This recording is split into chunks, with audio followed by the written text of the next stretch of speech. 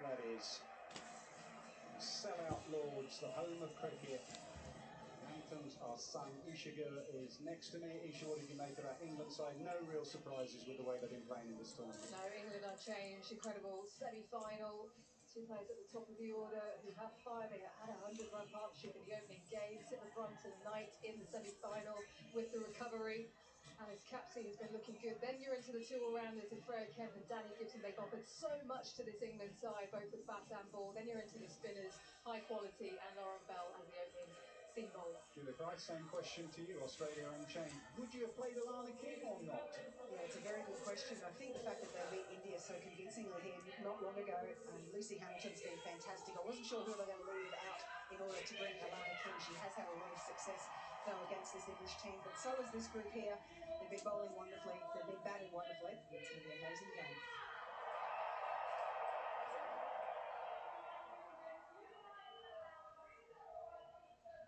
Lovely moment.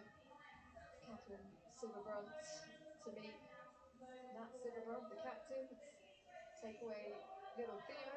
Catherine, of course, the player of the match in the final here when England played in 2009 to help her side lift the trophy.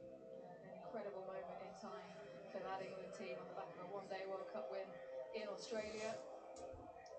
We have that pressure and that tag of having never lost a World Cup at home. They're in the final. What can they do here up against a very tough-looking Australian side who love finals?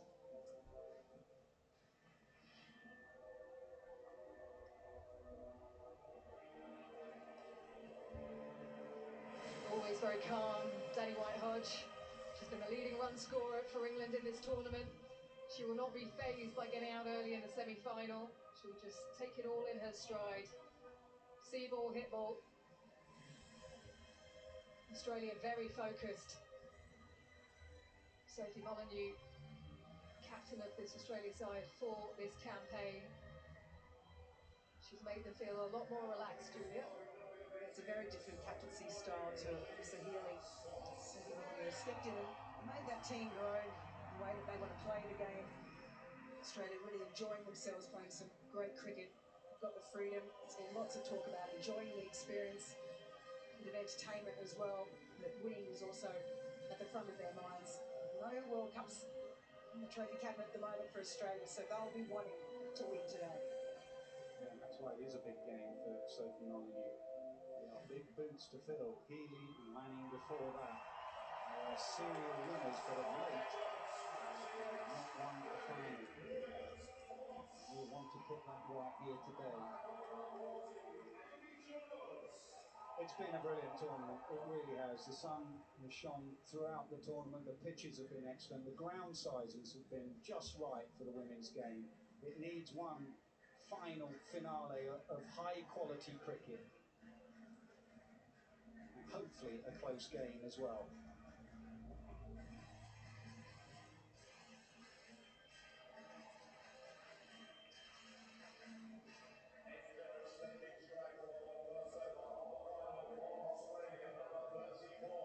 James could do with a few runs. Danny White-Hodge has got a lot of runs in the tournament. Yeah, Amy Jones with a 50 in the first game, and it's been a lean patch since then. She's just going to park that to one side now. It's all about what happens today. Very good through the leg side. And that angle coming into her from that end. She'll look to tuck anything away. Danny White-Hodge, we know how good she is through the offside. They'll look to bowl nice and tight to the stumps. And Julia, you said Kim Garth wants to bowl a lot tighter today as well. Absolutely, but I do like the fact that she's bowling at this end. A change from when they bowled against India and she was bowling at the nursery end.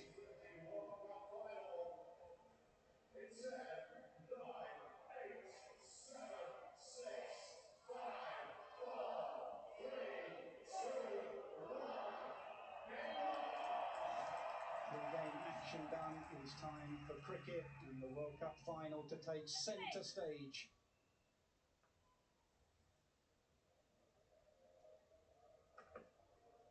A little bit of shape away. This is why I like Kim Garth bowling at this end. Can gets a little bit of shape away naturally, but she's also going to get the cut back that has caused a few issues. She's very good at that off cutter as well. Even with the new ball, gets a lot of movement. Australia need to get into this English order, particularly in this power play. No wickets in a couple of games for them in that power play.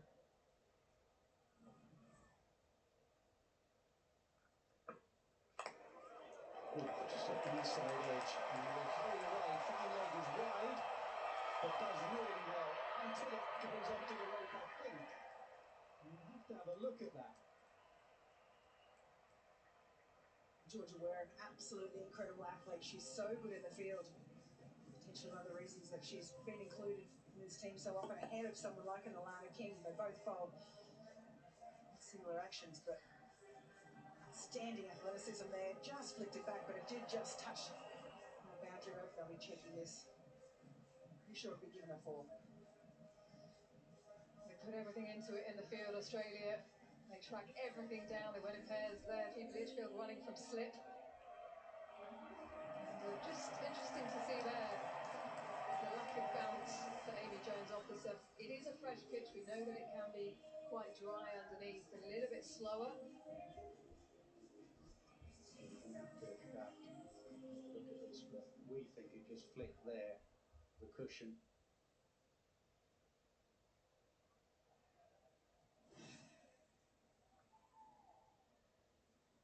Given as a 4.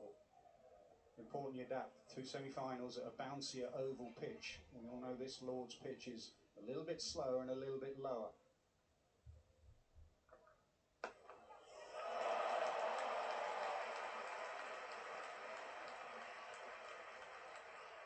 Doesn't have a lot of foot movement, Amy Jones. So we'll take a look at this surface. A bit of grass covering on there, but that really is just to hold it together.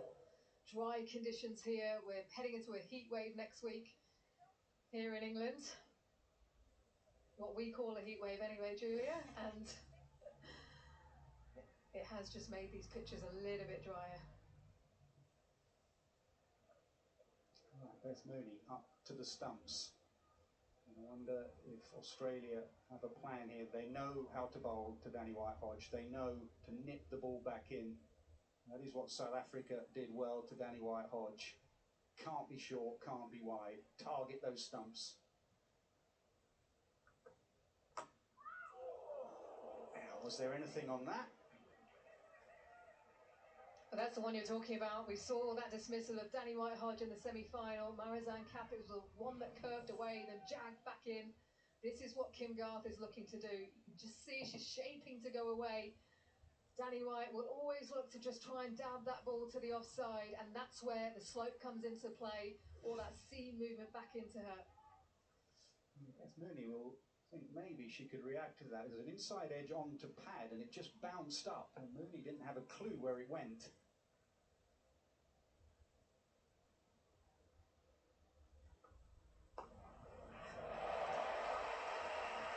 We've got the field set. I'm just not sure that Kim Garth is getting this in the right areas. We've seen the one ball that she did bowl at the stumps that caused a little bit of a problem here as we see it just inside edge that might have hit the ground first, Nessa. No, off the pad, you're absolutely right. Beth Mooney just a little bit to her left, didn't react quick enough. Yeah, maybe she thought it was going onto the stumps, but it was way wide of leg stump.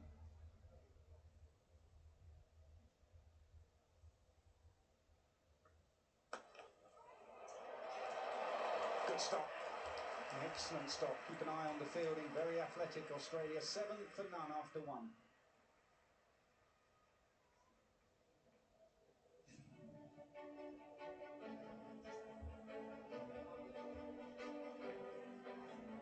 Over for the semi-finals and the final. London, Tower Bridge. Saw the London Eye. It really has been a picture the last couple of weeks here in England.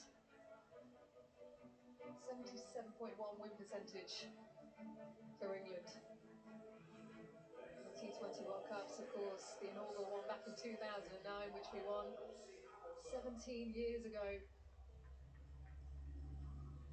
It was a long time ago. That was a curtain raiser back then to the men's tournament. Now the women have the stage all to themselves. And a bright youngster for Australia. This is the future, Lucy Hamilton.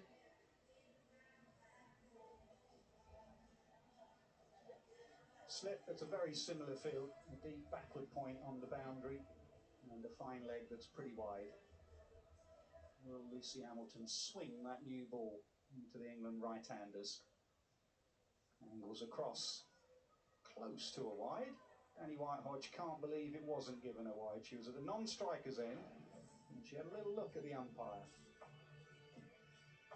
A huge crowd this morning to walk past them all, say hello. Everyone was very, very excited about what was going to unfold today. Lucy Hamilton does tend to go across the batters. Now, is that carried? It has carried. It wasn't a bump ball. We have our first wicket. Hamilton has it. And Amy Jones has to go. Well, that's Lucy Hamilton's first wicket in the World Cup. Her family have flown from Brisbane, Australia, to watch her get that wicket. I hope they got here on time, because what a moment for Lucy Hamilton. Goes across the right-hander, just pushes at this one, catches the top edge. An excellent catch, a third. Georgia Bowl, another Queenslander, playing at the same club at the Sunshine Coast. What a moment for her, what a moment for Australia. Amy Jones. So you have to lead. Out for 6, England 7 for 1. Very full. Amy Jones for a second thought, was it a bump ball? It wasn't.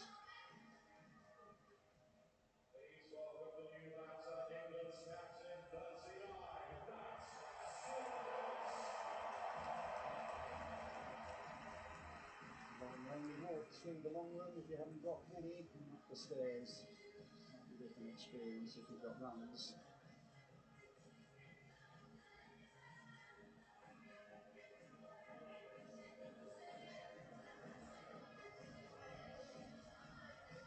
That's a run in at 3. The captain has scored runs every time she's played this tournament, including a vital partnership with Heather Knight in the semi-final. What a step that is. Straight off the middle of the bat, straight through the covers, down the slope to the boundary. And if there was anyone to make you feel calm in the dressing room, it's this player. First ball, middle of the bat, into the gap, 4. Thank you very much. And she really does like a bit of width. Field set behind the wicket as well, a deep backward point.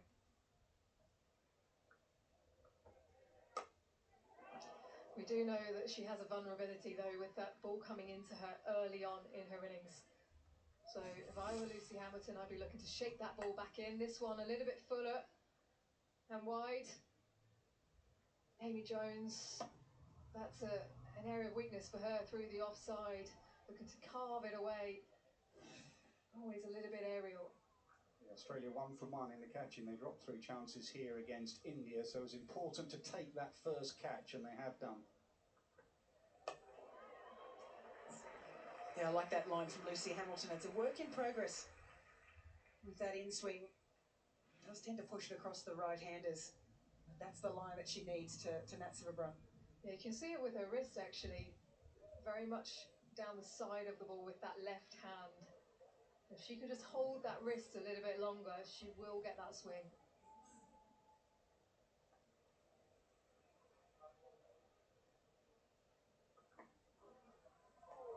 Just past the outside edge. Could come back after the boundary, and her first wicket in the tournament in the over, 11 for 1. Don't tell me to silly mid-off. You silly mid-off. So there. I heard you wanna be out there. It's just another day, but in here, it's my space. Space that makes the everyday feel extraordinary. The award-winning Lexus LBX self-charging hybrid. Oh, I find that term deeply offensive, actually.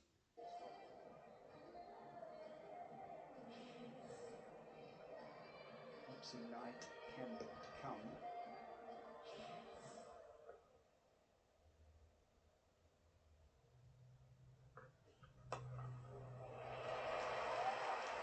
I think that's what makes this such a fascinating encounter. Australia is so dominant in finals and knockout matches. They know exactly what to do and how to play and the attitude they need to bring to a final. For England, yes, in home World Cups, they've had that momentum with them. I think the crowd will come into play here today. We saw them at the Oval. You just feel like you can get to that catch or take that wicket or hit the ball for a boundary when you need to, when you have the crowd behind you. Mooney goes back for Nat Sciver-Brunt. So the plan really is only for Danny White-Hodge at the moment.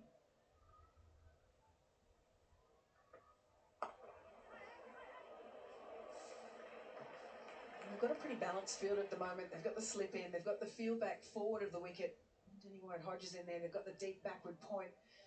Just allows them to give them the single, but also get that outside edge if she wants to sort of throw the bat out at one. Still got the short third in as well. And they took the first wicket. Any possible milestones, 3 sixes for Danny White-Hodge for 50 and T20 internationals, and Annabelle Sutherland needs one more. The 50.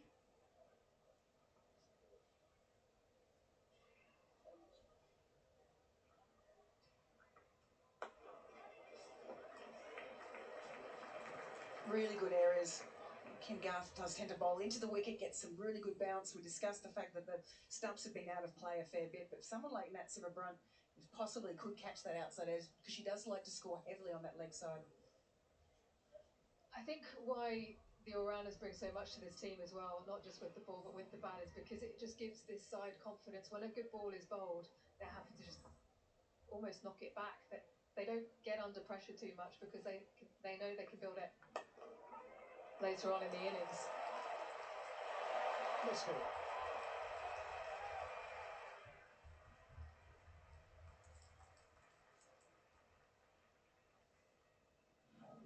Unusual misfield there from Annabelle Sutherland. Fields a lot at mid-on. Just went down, just with the one hand. Managed to scamper through for the second run.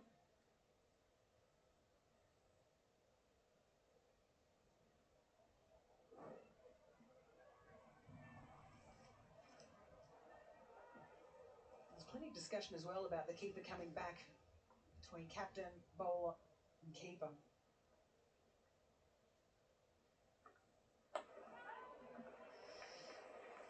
And I understand why Nasser asked the question about Alana King. She has got into England's head in recent times in the Ashes. 23 wickets, an average of 11, economy of 3, especially on a surface like this that is a little bit drier. But it's that psychological factor that England have really struggled against her in the past.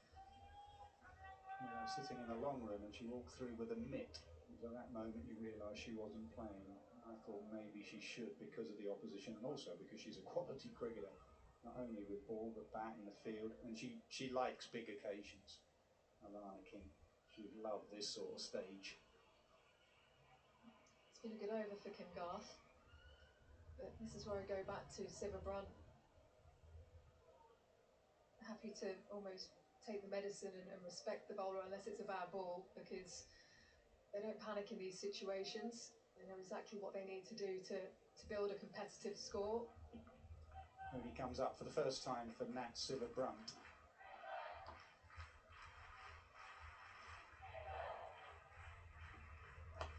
Very good from Garth. Her control of line and length there was superb. 3 done, 14 for 1.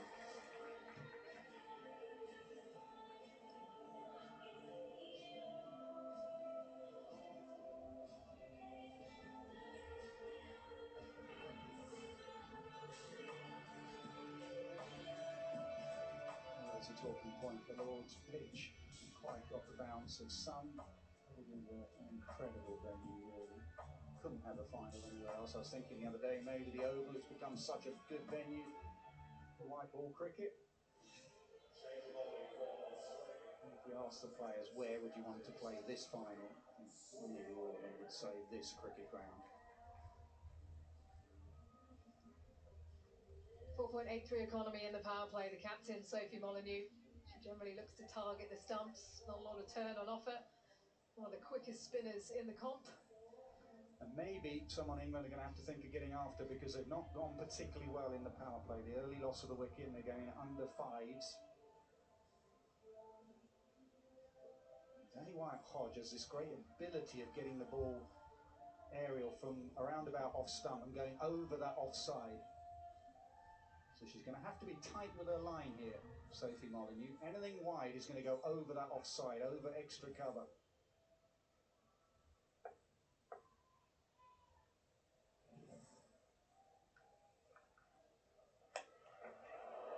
And yeah, she tried that shot and it squirts away between two fielders and the outfield's quick. I really like this matchup between Sophie Molyneux and Danny White-Hodge. We know how much she likes to score heavily on that offside. She's had to go inside out on this delivery with the ball going on with the arm. Not a big turner of the ball. Sophie Molyneux catches the outside edge here and they squeeze it through for a boundary, but certainly not convincing. And with that, she becomes the first woman to score 300 runs in the T20 World Cup.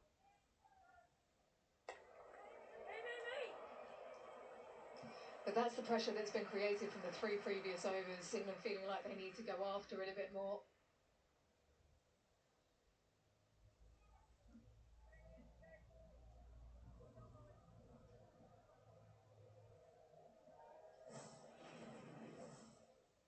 Confirmation of what Isha was saying there, got to 300 runs. Brilliant start to the tournament, started with 100 at Edgbaston.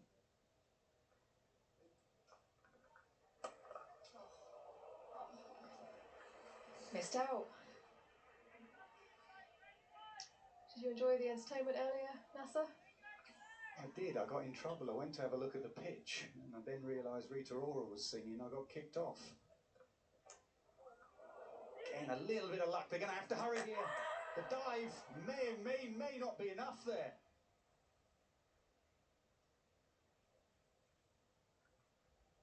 It was a long dive in. And she's hurt herself, Danny White-Hodge.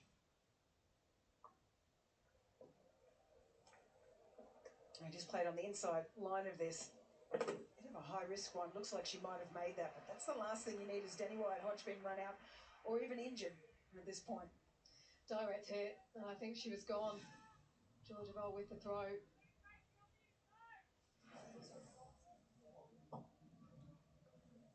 Definitely hit those stumps direct. And White-Hodge is gone.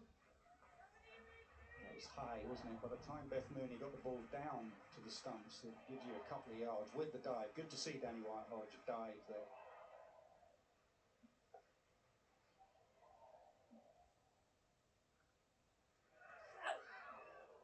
But already we're seeing a bit of hold in this surface from Molyneux. That's another reason why you think, oh, maybe Alana King could have been effective on this surface. Pick your ICC player of the tournament, T20worldcup.com/POTT. Elise Perry. Got an amazing stat on her.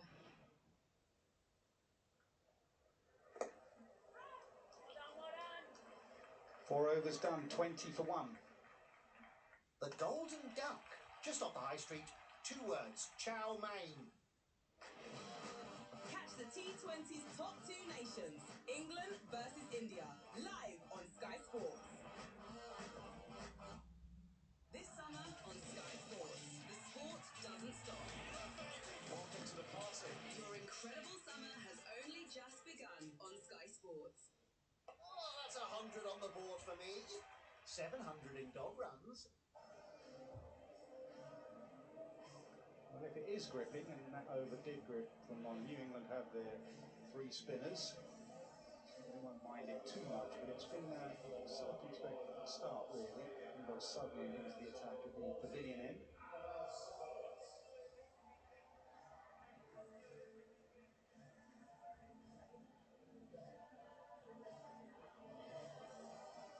Interesting option here from Australia to use Annabelle Sutherland in the power play. Hasn't been used a lot throughout the tournament.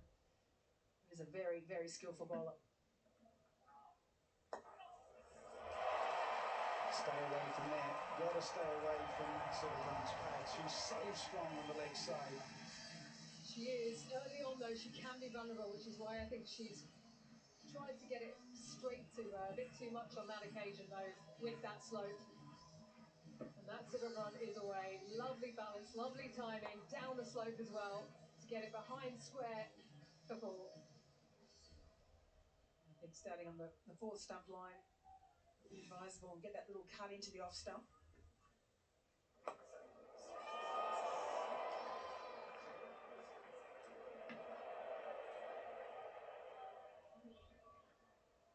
You ready for this? Elise Perry playing in her 9th World Cup final and has won 7 of them.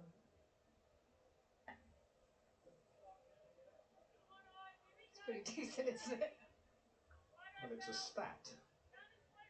Built it up a little bit too much. Elise Perry's quite good in World Cup cricket.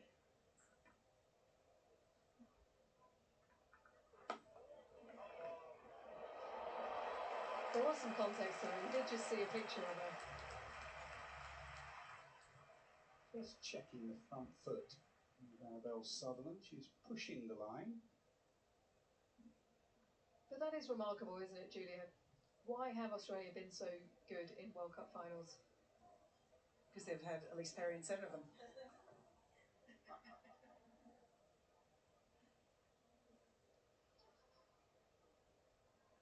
Still looking just to see, so it must be very tight whether it was a no ball or not.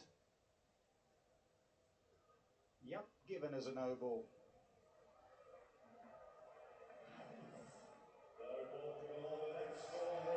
It's at the point of impact, but some part of that boot needs to be behind the line, and they've deemed that at the point of impact there isn't anything.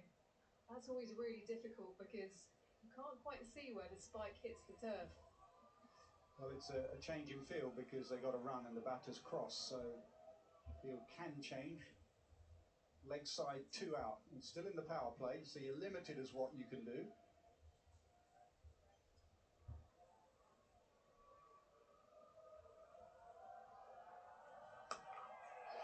Slow ball. And it has been belted to deep mid-wicket, so it's a sloppy start from Sutherland here. A boundary off her first ball, and then a no ball and a free hit. And that's the power that Silverbrook possesses. She really had to wait on that. The slower ball just set herself up beautifully. Doesn't quite connect, but still enough power to hit it away for 4. And that player quick down there at deep mid-wicket.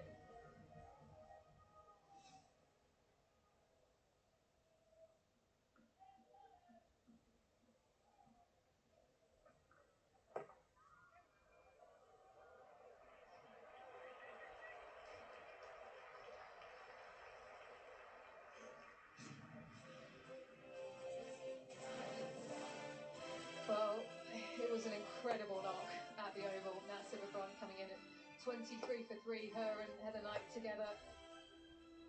She did not look like she'd missed 3 games. 75 for 47 deliveries. Looked as calm as ever.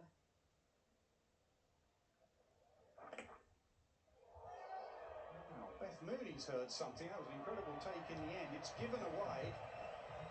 Beth Mooney's heard something. I think I heard something too, but I just wonder if it came off the hip or the thigh pad.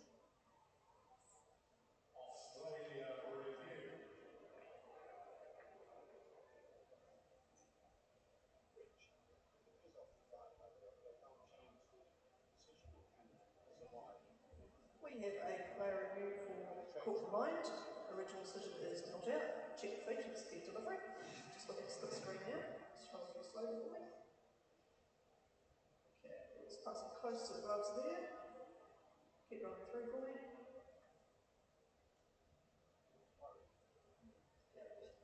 Okay, ball's passing close to the gloves and the body there. Can we go to ultra edge, please?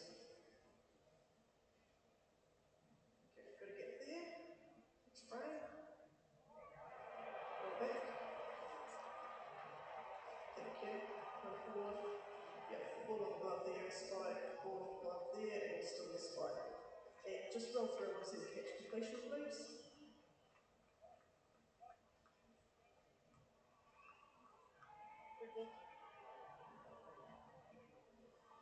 Keep rolling through. Just want to see complete control of that ball, please. Keep rolling. Yep, keep rolling, please. That's going to go out of spin. Beautiful shot. Yep, thank you. Keep rolling. Okay, and the gloves.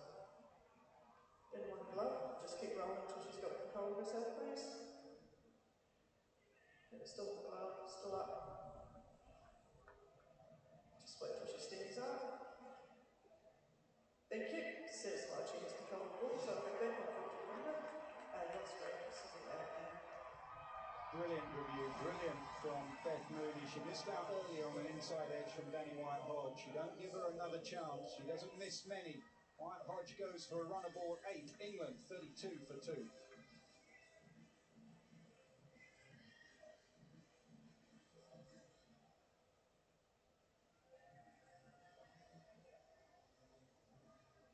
Incredible tournament. Danny White-Hodge over 300 runs. She'll be disappointed she wasn't able to go on in a final. But her job with the bat is done.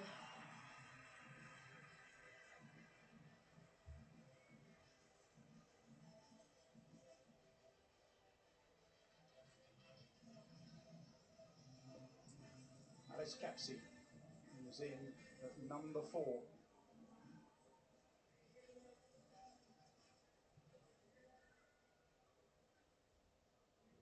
Annabelle Sutherland now with 50 T20 international wickets with that glove down the leg side.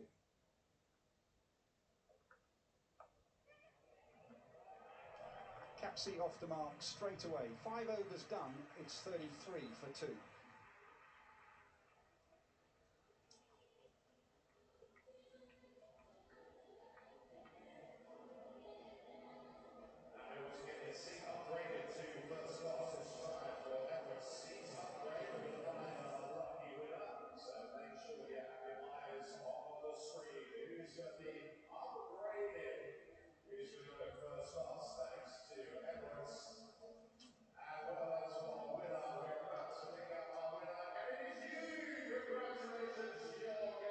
It's a cricket fan's dream. We're at Lord's for a T20 World Cup final. You have two teams that have consistently played each other from the time in which they started international cricket. Old rivals at the home of cricket, sold out ground at the back end of a marvellous tournament.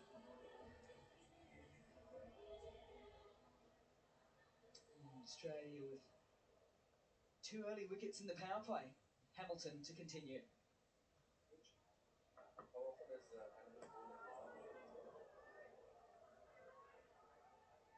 Moments in games, Cash Farrant, DK, and this is certainly one of them from a keeping perspective.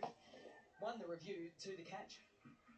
Great work by Beth Mooney. It wasn't the easiest of takes. You've got to do well to get your gloves there, but the fact that it popped out and she still managed to take it after that presence of mind. And also the body language of Danny White-Hodge was very sheepish, I thought.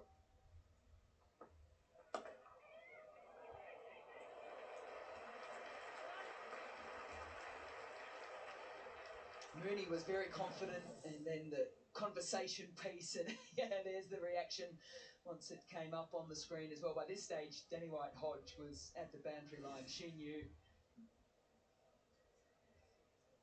It's one of those, well, as a batter, you're hoping they don't go for that TRS, but eventually they always do.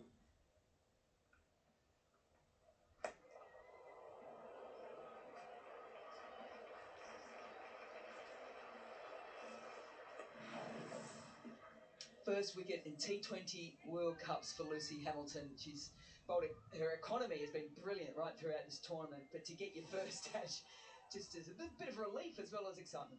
Yeah, and I spoke to her this morning. I was taken aback, actually. She's so young, but how confident she was. She didn't seem too fazed by the occasion. She's been brilliant for Australia. And I think she knows her strengths really well. She knows that she pushes it across the right-hander. And Amy Jones has been struggling with those balls outside off. She's been caught in the offside ring 7 times now in this World Cup. And actually, because the bowlers have realised that, now they're actually bowling to a plan. They're trying to take it away from her, out of her arc. And then they've got the fielders to take those catches as well. So that has been a real issue for Amy Jones. This has been an issue for Lucy Hamilton because she's got a longer stride in the delivery. No part of the foot behind the crease line. Yeah, that can happen actually when you are slightly bowling up the hill and just the nerves and you're trying to strive towards the crease. Something that she doesn't do that much in her career so far, but it just felt maybe the excitement of that first wicket just overstriding a little bit there. And also generally you see a bowler overstepping for a yorker or a bouncer when they're putting in extra effort. That was a slow one. Interesting. The change-up goes straight to the field. You don't want to get run out off a free hit, and England survive. It's all happening here. Mel Jones is excited in one way. Tash Farron has her hands on her head. Things happening on the field and in the comm box too. That was a possible run out there. Not the cleanest of takes. Tough throw. You see Hamilton missing that. Gardner could have definitely put in a better throw there. And Alice Capsey was gone for all money. Rush of blood. The only way you can go out off that free hit is basically run out, and they've given Australia an opportunity. A little fumble, and then rush the throw. You are so lucky there, Alice Capsey, because Australia do not miss at all, and they have there. She is so lucky.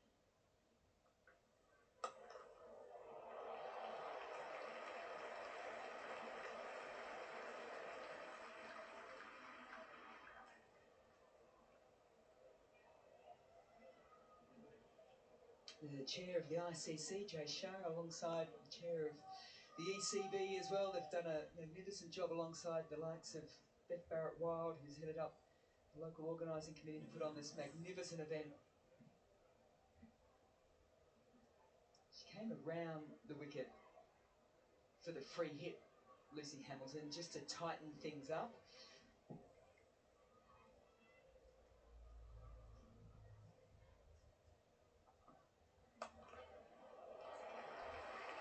Wade shifts back to lay off it just for the single. 6 runs from it, 39 for 6 after, sorry, for 2 after 6. Tries to dress. And the innocent Dachshund walks free. Court case pending. Speed and precision, a winning formula. It's lights out and away we go. From pole position on the track to high-speed Starlink Wi-Fi in the sky. Teamwork that drives exceptional service every time. Because when you've got the fastest drivers in the world and Starlink Wi-Fi in the sky, free for all passengers, the experience is world-class. Qatar Airways, official airline partner of Formula One. Claire thinks it's weird that Annie eats crisp sandwiches. Annie doesn't think about Claire at all. Woga's a little slice of joy.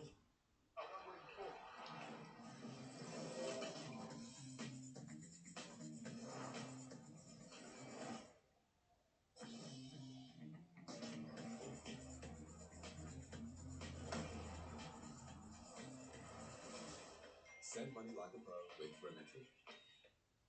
Vitality rewards you for getting active, with up to 2 months cashback on your premiums. Woohoo! Vitality, your health's best friend. I heard you wanna be out there, it's just another day. But in here, it's my space. Space that makes the everyday feel extraordinary. The award-winning Lexus LBX self-charging hybrid. The stage is set. The 100 is back. So let the fun and games begin. The atmosphere, the talent on show. The happiness, the fireworks. Oh, brilliant! Simply brilliant. Absolutely nuts. 100 balls. It's 6. It's a magnificent 100. And every ball counts. Catch every game of the 100 this summer on Sky Sports. Think of what we could do together. Watch the complete Wicked saga all in one place. Available Friday, only on Sky Cinema. The best in the world battle it out at Royal Birkdale in the final major of the year. Unbelievable scenes. Watch it live on Sky Sports. Don't tell me to silly mid-off. You silly mid-off. So there. There's a lovely moment actually when Nat Brunt was walking round the boundary after the Rita Ora performance, and she was almost getting a bit of a Mexican wave from the crowd, and you could tell that she was actually just trying to hold it together. It's a really lovely moment before today's play. It's going to be the first time we'd see leg spin today. Georgia Wareham into the attack. Lots of chat around the tournament. I know back home in Australia about whether or not to play 2 leg spinners to England, who have struggled against this style of bowling over the last couple of years. For now, though, it's just Wareham.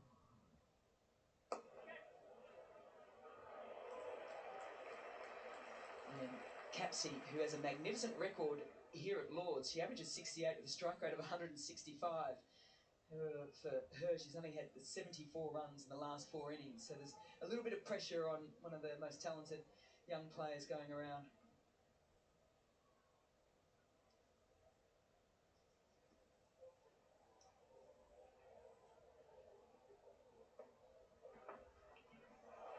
A bit of space there, so got herself into position nice and early. Yeah, she's used that shot to good effect in that sort of run, something that I feel that she's actually brought more into her game in the last couple of years. And one thing I was going to ask you, Mal, how close do you think Australia would have been to maybe picking Alana King, who has had the better of these England batters, in particular in this stage of the game? Would have been a long, hard decision, that's for sure, based off previous history.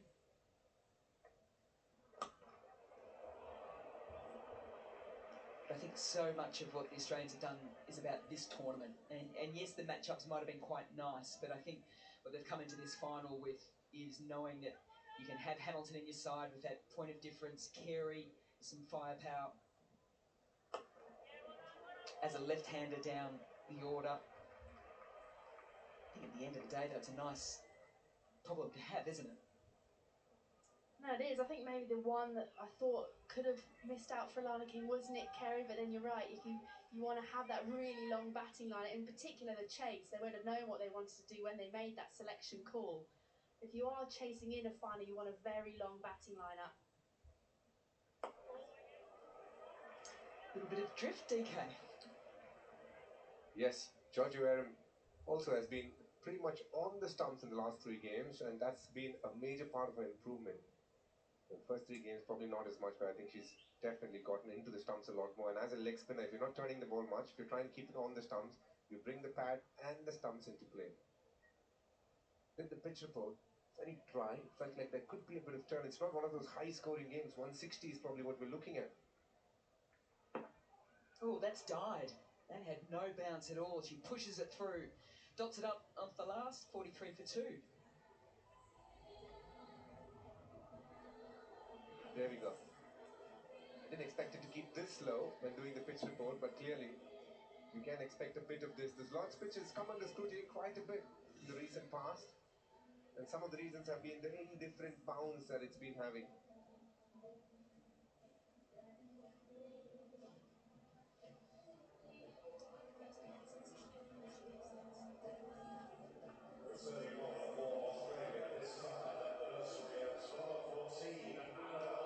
Postcard perfect. Whether you're a cricket fan, a sports fan, wicket keeping. Beth Mooney's already taken a great catch down the leg. Just watch her gloves positioning here. Just notice how low it was keeping and kept low. A good way to judge a wicketkeeper is actually seeing how good their glove position is when the ball doesn't come to them. We always obviously look at the good catches taken, the stumpings done, but actually, if you can get into good positions when the ball is not coming towards you, it basically means you have a good chance of getting most of your dismissals right. Back to Sutherland.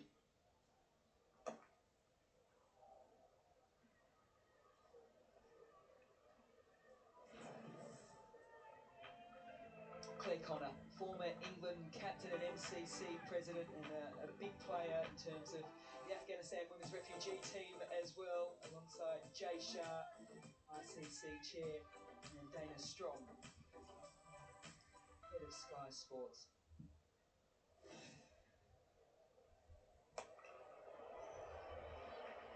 Bit of a power trio right there. Yes, absolutely. I think it's good to see the ex-English captain being at the centre of it, and I'm sure she's hoping for England to do something special. They've never lost the home World Cup, and we all know how good Australia are in World Cups as well. Yeah, Rachel Hayhoe-Flint, Karen Smithies, Charlotte Edwards, and Heather Knight have captained at home World Cups and have lifted the trophy. All eyes are on the current captain. She's out there in the middle at the moment, in scintillating form, even missing those 3 games with the calf injury.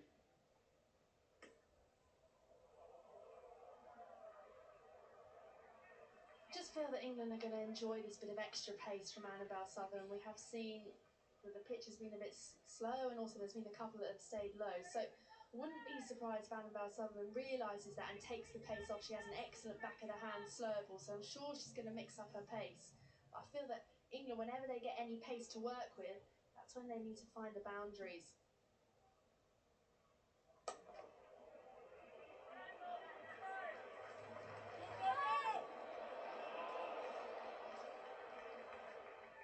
Good fielding, something you've come to expect with Australia over the years. Ash Gardner there at deep mid-wicket. Could have easily been two there. She cut the angle, got in and got the throw in. This is a huge wicket. Australia will be looking to do everything possible to get Nat Silverbrand out.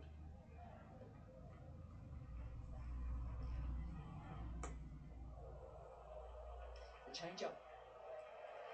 It's given wide. And Nat Silverbrand in the last game against South Africa in particular, she's only played a couple of games in this tournament. She so favours that leg side. She knows exactly that that is her strength. It can be a weakness in the start of her innings. It always gives herself a little bit of room, moving her so well in the crease to try and access that leg side.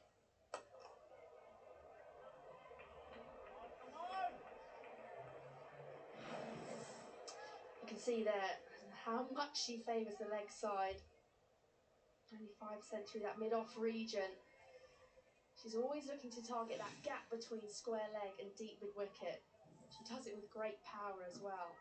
Did you say she had a weakness? I think most people watching that Silverbrand would not believe you. Had to make contact as she come out of the crease there, Capsey, to create a little bit of length and pace. Finishes off the 8, 48 for 2.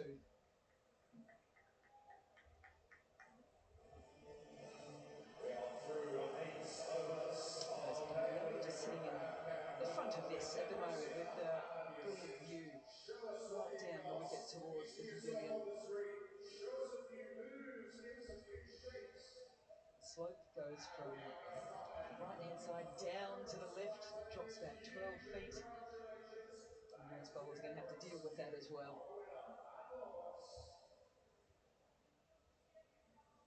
Big question here for England. 8 overs have been bowled, a run rate of 6 at the moment, DK. What are the conversations going on now between Silverbrand and Capsey? One thing Sophie Molineux has done is not allow any bowler to go back-to-back. It's almost every time she's brought in a change. The previous over from this end was Georgia Warren. Now it's Ash Gardner, who hasn't had the best of World Cups with the ball. And here's an opportunity for both the right-handers to try and play to their strengths. Look at their boundary scoring options. For Nat Silverbrand, watch out over mid-wicket. It's a shot she likes playing. Oh, she's completely lost that one and got what it deserved. You say she hasn't been at her best with the ball. She was getting into form in the last game, 2 wickets in that last game against the West Indies. Best performance from Alice Capsey, but she got a bit of a gift there first ball. Ashley Gardner doesn't give you many, but there's one. Adjusts very quickly. 22 deliveries between boundary balls, and you're starting to get the feeling that this over and the next one could play a big role. Can England try and break things open, or can Australia get another? England should definitely put their foot on the accelerator a little bit. They need to up their scoring. They're just around 6 now. They want to be trying to get... That's brilliant bowling, that. Beautiful. Just slowing it down and telling Nat Silverbrand, go for a big one. On a pitch that is holding a bit, she tries to go on the offside, and you get that leading edge at long on. And I think it's down to Alice Capsey here to make sure she actually puts her foot on the accelerator. Nat Silverbrand, we know what she can do come the back end. It's down to Alice Capsey here to take the risk, be brave. Can she find a couple of boundaries in quick succession here against Gardner? She loves the sweep. There's a big gap between deep back square leg and also cow corner. Oh, crisp off the bat. We've seen some boundaries. We've seen the first 6. Maybe that is just the flick of the switch that England need. Exactly what Tash Farag was speaking about. It's not Nat Silverbrand. Just allow her to do her thing. It's got to be Alice Capsey who takes that brave option, and that's exactly what she's done. Stepping out, getting close to the pitch of the ball, and letting her arms do the rest. Hitting down the slope here, it would not have mattered either way. Hit up the slope and it still would have cleared the boundary line, both of them. The head gets thrown back as she thinks, why didn't I get something more on that as well? So 2 boundaries in the over. It started with a 4, 6 off second last. And that's brave by Gardner, and Capsey has taken the bait and delivered it beautifully to the rope as well. A big over there for England, 16 from it, 64 for 2. Yeah, great use of feet from Alice Capsey. I feel that England have really improved in their playing to spin, especially slow spin, and that's what Ashley Gardner was doing there. She was trying to take the pace off. You see that big first stride from Alice Capsey. And a nice flow of the bat as well. Don't always have to go aerial. It's quick here on the Lord's outfield, and that is just what England needed in that over.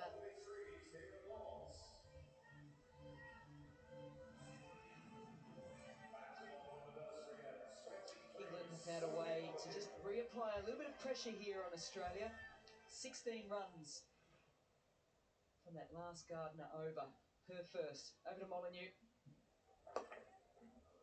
And I actually wonder, with 16 coming from it, was Molyneux due on this one, or is she saying to herself, I need to bowl a nice tight one to get Australia back into it?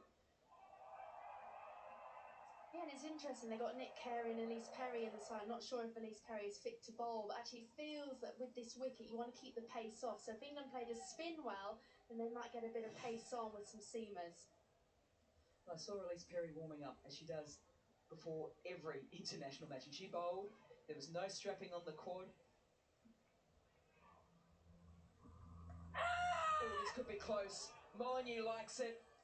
I have a feeling she's going to turn around to Beth Mooney pretty quickly and say, if there's no glove or bat, I think we might be going upstairs. And Australia are.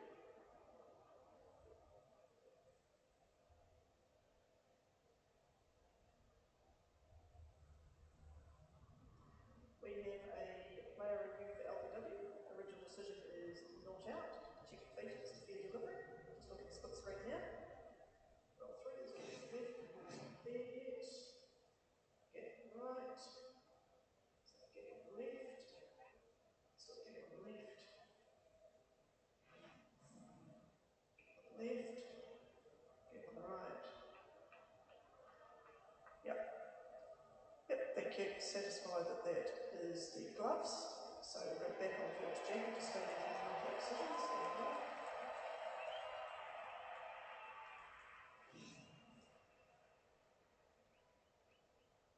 Correct decision from the umpire. It must have been that dull sound, I think, that Australia heard and thought maybe it just sort of slid through, missed the gloves and hit the pads.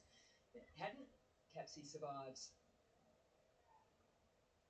Up and over Mooney, and gets a nice piece on it with the Hamilton tracking back on it.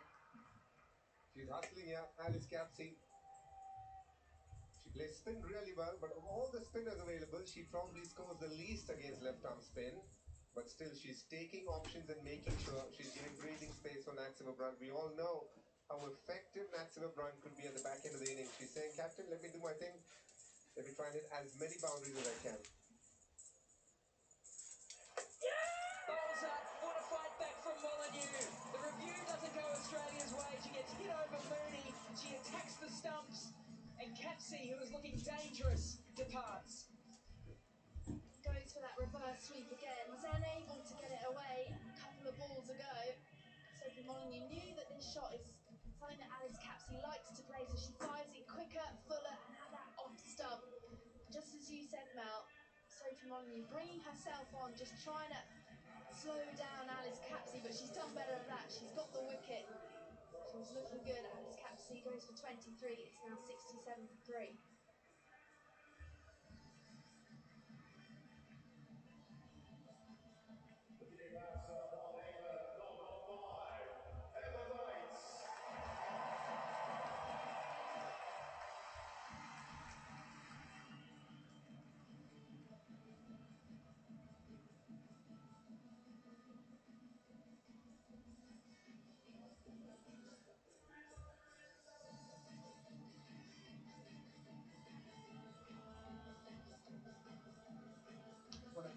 most experienced cricketers in the game.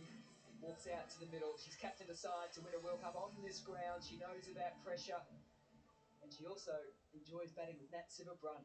100-run partnership against South Africa in the semi-final at the Oval.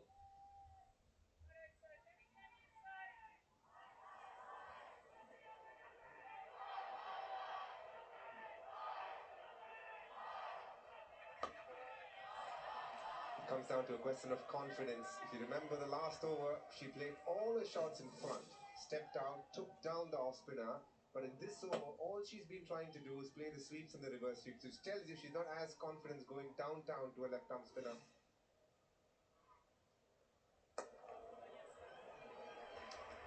Heather Knight away as we finish off 10 here at the home of cricket, and England are 68 for 3. Oh, I find that term deeply offensive, actually.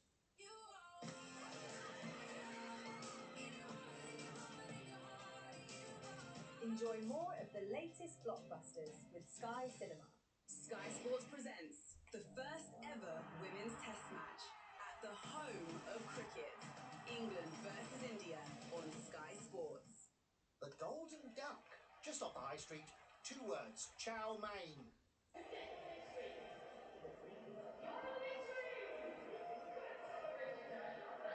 Former captain and current captain at the crease, and they were brilliant in the semi-final with that 133-run partnership. They score in different areas. Heather Knight and Nat Sivabrunt. They scored quickly then.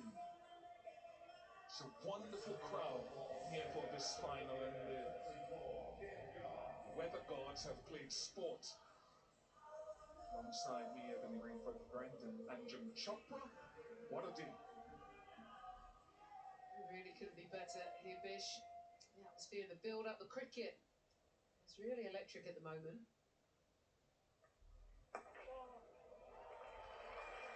And I'm liking the cricket at the moment because of how professional Australia have come out. Their angles, they get their fielder in the right positions. They're using their keeper well. It's been coming up to the stumps, applying pressure. It's not an easy game here. It's going to be a battle. Oh, what a glorious venue.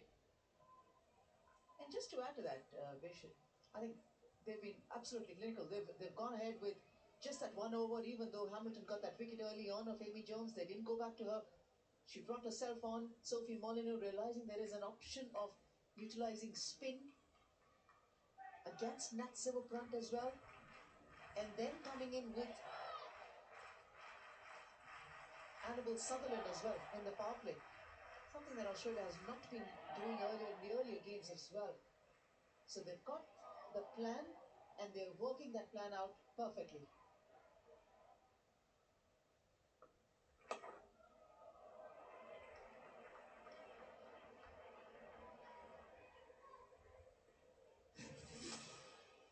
Look at that wicket again. Such a part of the game. We've seen Phoebe Litchfield look to play dismissed. We've seen Heather Knight as a right-hander played with some success. Yeah, I don't mind the option, actually. I think...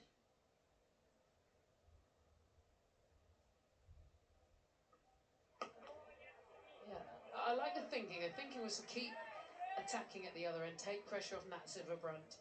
The problem was the execution. She just got a little bit too leg side and exposed those stumps.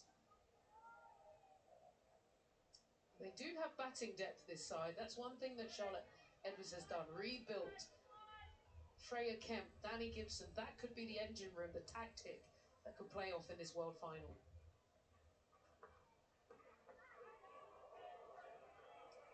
How good has been this spell of Kim Garth.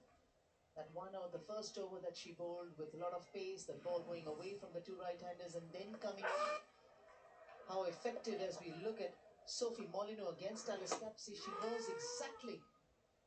They're ahead of what the batters are wanting to do. They're ahead on their game plan. They're ahead on their execution as well. Hitting that stumps. But how nicely Kim Garth has operated. Beautiful. She is so much on target. She's not even trying to bowl the ball outside the off stump. First wicket for Kim Garth. since the third game of the tournament. It was a little bit of a barren run in the previous 3 games, but on the biggest stage, she seems to have gotten one. It will be reviewed.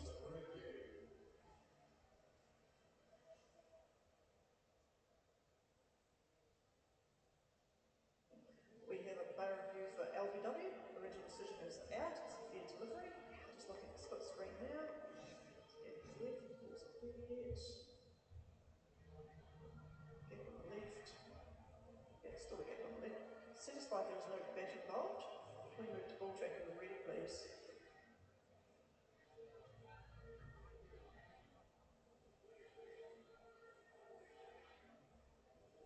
Standing by for ball tracking. Ball tracking coming up now.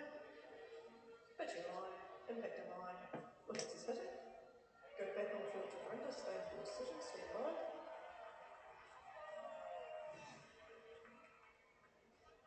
Well, that is a big wicket of Heather Knight. There's a partnership of 133 between these two that kept her going. You just felt the minute there was a bat on it, that was looking plump. She's going to have to go for 2. England 70 for 4.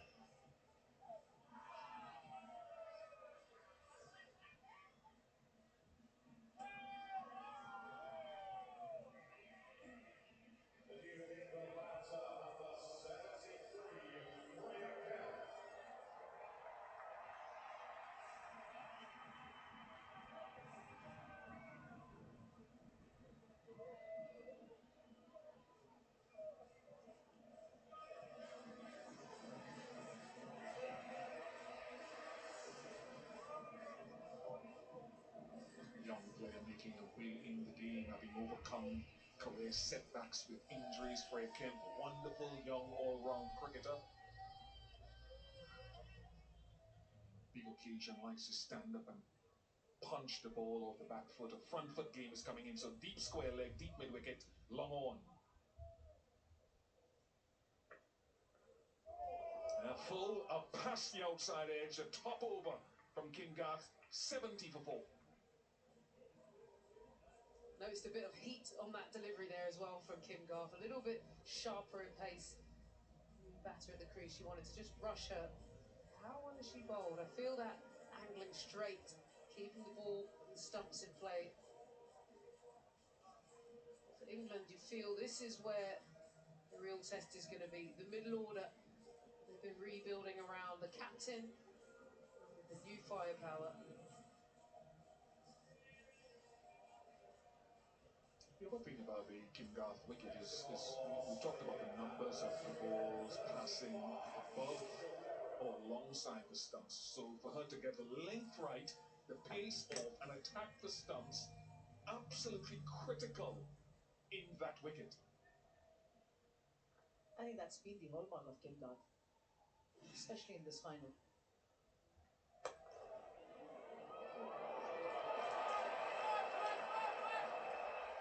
Good stop. Very good work.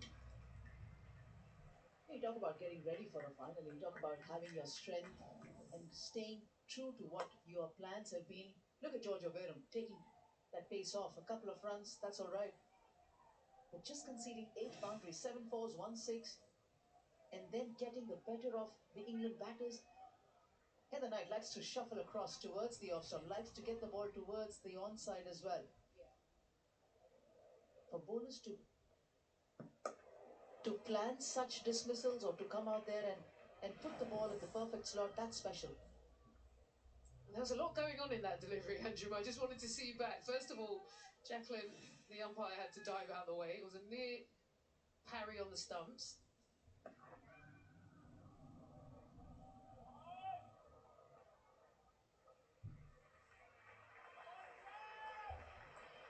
Yeah, just take a look at how much action is going past here. Firstly, well drilled by Nasima Run.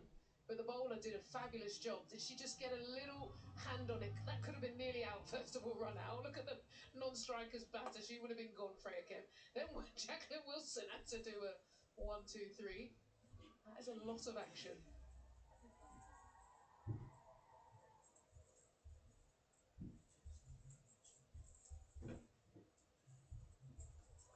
First hold down for Freya Kemp.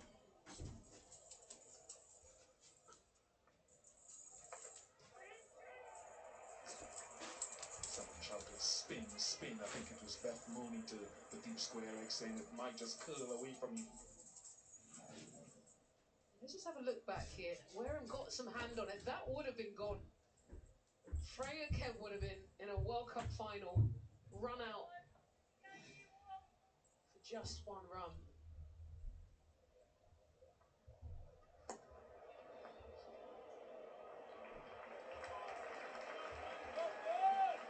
Good for the umpires as well. Jacqueline Williams, who started umpiring after playing around 2007 out of Jamaica. Verinda Ratty, standing first Indian woman to stand in a World Cup final.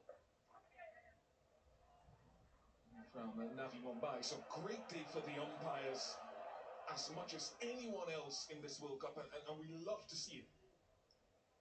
In fact, Verinda Ratty, as you rightly mentioned, first time in a final of a World Cup. Even the match referee, G.S. Lakshmi, she's completed 100 T20 internationals as an Indian umpire, or as an only umpire, female umpire, to have completed more than 100 T20 internationals. It's certainly been a special day out for the women who are up there in the centre today. 76 for 4. Women all around. It is a brilliant team. How good have the Australians been diving every single ball? It's frustration for England, and that catch was outstanding. That just opened up the game for England, getting Amy Jones. But the fielding is just full commitment, body on the line, throws, keeping that pressure high. And England have felt it. The tension has been there. Beth Mooney pulling off a blinder. You cannot argue with the professionalism of this team.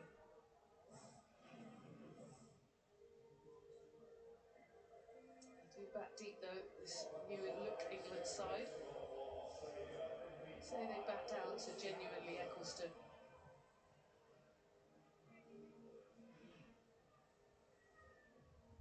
Of course, Verinda Ratty was a scorer previously, and she talked about being inspired. I think it was 2012 World Cup. And one of the previous umpires said, you know, you'd make a good umpire, and she took it up in 2014. Change of ends for Lucy Hamilton. Whoops.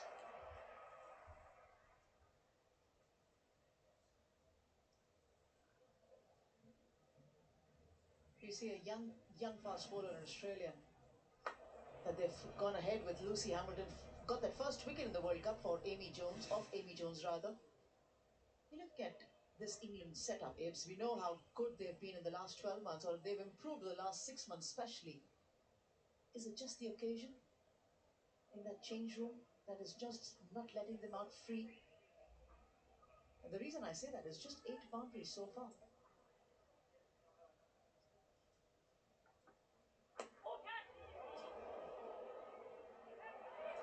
First of all, the ball was brilliant, angling back, jagging off the surface and then cleaned up by Ash Gardner.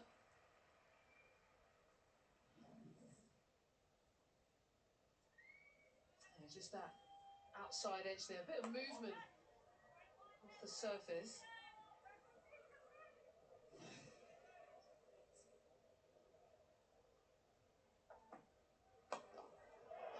She's drilled that down the ground, hasn't she, Freya Kemp?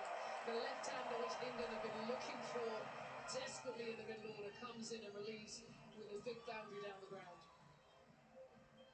First boundary for 20 balls. And I think your question, Anjum, about why England haven't been free, I think Australia have just been better than anyone they've faced. They've bowled on the stumps, they've fielded excellently. I feel they set their field better than the others, so they haven't got the angles that they've been gifted maybe at times.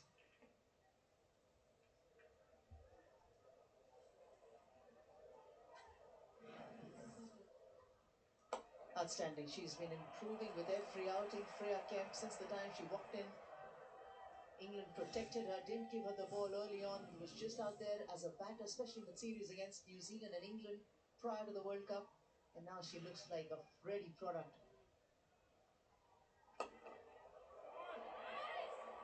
It's a long way down. I think one of the things that has facilitated their effort in the field has been their control of length. I've often felt against most teams, not all, but most, if you can hit your good length and force the batter to make the run, to try to create a shot, I think sometimes we need to see that more. There are some players who are very good at scoring off a length. I think Yates Perry is one of them. But let your stock be on a length at least for the first 15 overs. Very good. Hamilton has been very, very good. 85-4.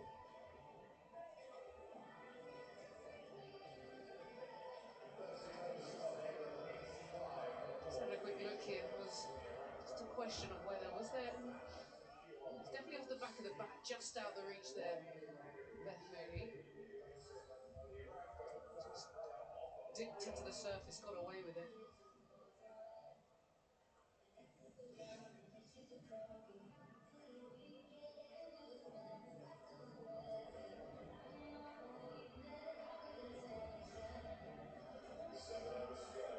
Eight over will get England to 141. So I think eyes now on Nat Brunt, who's scoring at less than a run a ball. We've talked a lot about Australia, but now time to find out what England can deliver. They've assessed the pitch. Brunt has been out there. What's a good score, and how can we now maneuver towards that? They've gone after Gardner today. Inadvertently gets her a couple more runs. I can tell you for a fact, Bish, I don't think anyone will be comfortable with those predicted scores. The highest we saw, 155 there. The way Australia chased down India's total of 170 odd with ease just makes you think you need to get some boundaries if you want to be competitive. They wouldn't mind Nat Brunt hitting to the longer part of the ground, especially towards the onside. The straight hit is a good one if you can manage to get that 70 meters between that cow corner and that square leg, 62 meter, that area, if they're wanting to get Nat Brunt, they won't mind that because they actually want her to hit that side. They'll be happy to rotate strike with Freya Kemp on strike. But this is special. She assessed the condition. Nat Brunt felt that it could have been a second one coming there, called Freya Kemp back. And the good thing is this time they were both very clear in their running. And also a rare slight misfield from Australia. I think they've been flawless throughout, and they just overran the ball. And a good bit of communication gets them up and down. Nicola Carey, the fielding.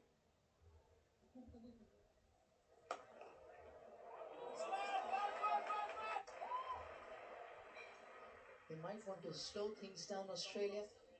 Freya Kemp will be looking at those pockets where she can get that extra bit of 4 or 6 from. Nat Brunt would think that she wants to be there till the end, play through this innings.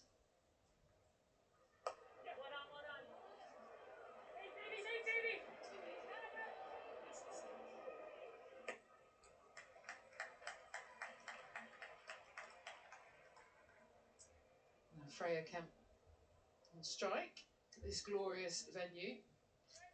England haven't had a left-hander at the crease for a decade. So this is just helping.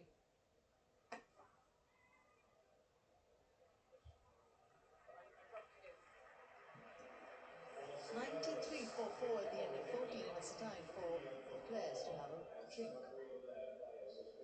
Don't tell me to silly mid-off. You silly mid-off. So there. I heard you wanna be out there, it's just another day. But in here, it's my space. Space that makes the everyday feel extraordinary. The award-winning Lexus LBX self-charging hybrid. Speed and precision, a winning formula. It's lights out, away we go. From pole position on the track to high-speed Starlink Wi-Fi in the sky. Teamwork that drives exceptional service every time. Because when you've got the fastest drivers in the world and Starlink Wi-Fi in the sky, free for all passengers, the experience is world-class. Qatar Airways, official airline partner of Formula One. This is an urgent appeal from the Disasters Emergency Committee. You've seen the news. Many have lost their lives, and people urgently need life-saving assistance. We need your help to provide life-saving food, shelter, clean water, and medical assistance. Please call 033 017 46464. Text SAVE3 to 70150 to give £10 or go online to donate now. Thank you.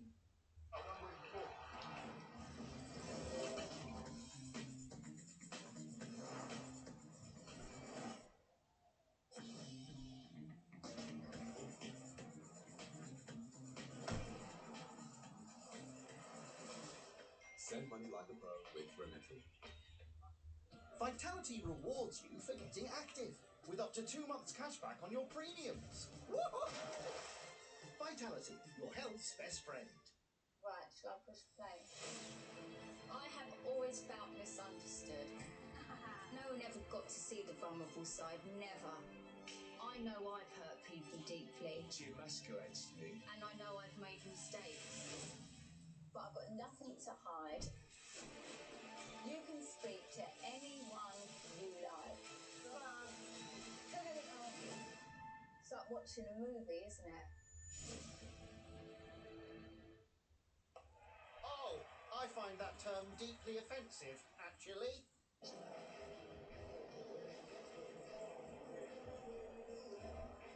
93 for 4. Australia won the toss, elected to bowl.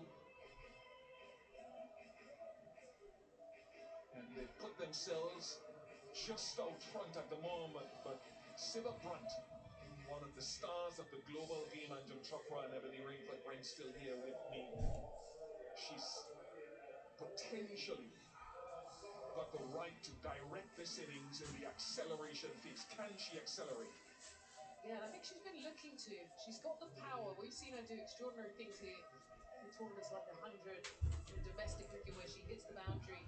She'll be targeting that leg side, which they're aware of. The other thing that is good for England, they got Danny Gibson to come. There was a partnership between Kemp and Gibson of 61 off just 20 odd balls. So there is the ability to clear the ropes. Like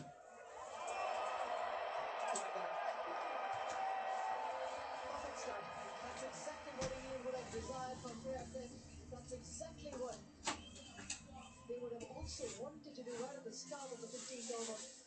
Put pressure on Hemi Curran. She's excellent with those change-up deliveries, back of the net deliveries. She's been rewarded as well early on. 1 for 20 earlier prior to this boundary. But Freya Kemp needs to press the pedal and have that partnership with the captain.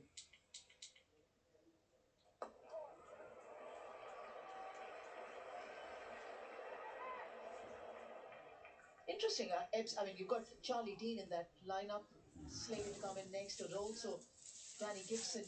Which of those batters you think England will be thinking, Dean or Gibson? For me, it's very simple choice, Danny Gibson. She has the ability. We saw her hit something like 84-metre straight boundary up at Headingley. She has so much ability to get that ball over the ropes, and right now that's what you need. Charlie Dean is more quick bound up and down the wicket, twos, sprightly, but not necessarily the power you need.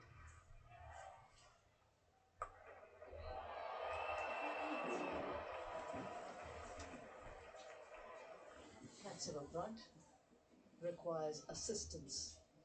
There must be so many thoughts going through her mind.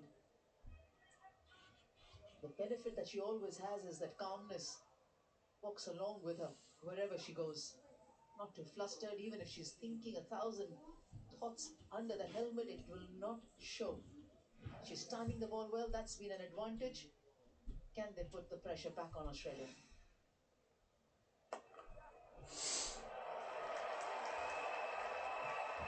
It's a lovely way to bring up the 100 for England. Australia usually control this phase, the acceleration phase with the ball, but they've started well here, England, in this phase. Just feel the shift in tension here. A couple of small fielding mistakes. Australia have been able to cut everything off just once it gets through. Full stretched eye, but Kemp here looking to accelerate.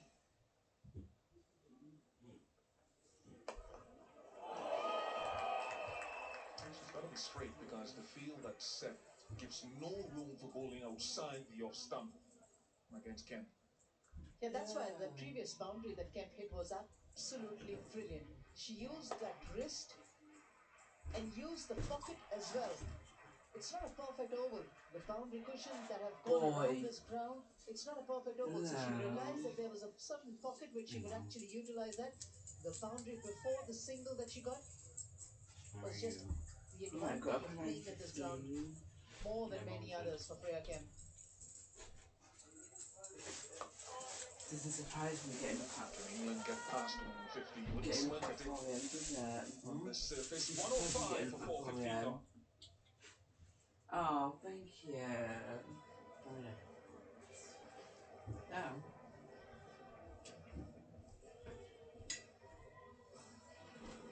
Oh, it has been stuck.